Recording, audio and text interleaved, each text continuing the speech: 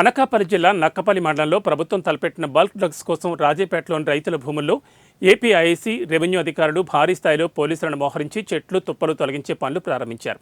వచ్చే ఏడాది జనవరి అయిన ప్రధాని విశాఖ పర్యటనలో స్టీల్ ప్లాంట్, బల్క్ డ్రగ్స్ పరిశ్రమలకు ఏయూ ప్రాంగణం నుంచి వర్చువల్గా శంకుస్థాపనతో అంకురార్పణ చేయనున్నారు.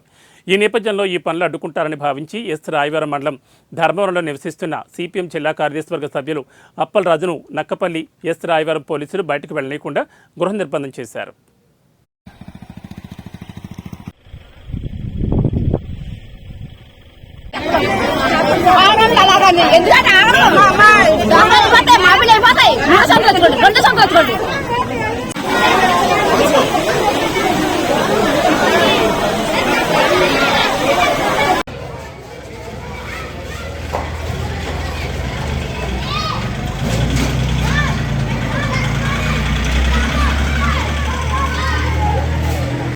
రాజీపేట గ్రామ ప్రజలందరికీ నా హృదయపూర్వక నమస్కారం తెలియజేస్తూ, అలాగే గోసలోలు తోటలో నుంచి రాజుగారి తోటలో దాకా చెట్లు పడగొట్టుకుంటూ వస్తున్నారు.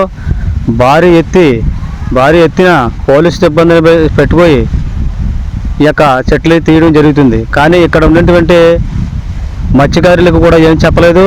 అలాగే కొంతమందికి భూమి తారీఖు రైతులకు కూడా డబ్బులు పడలేదు, చెట్లు డబ్బులు పడలేదు. అలాగే చాలామంది రైతులు కూడా డబ్బులు పడని ఉన్నారు.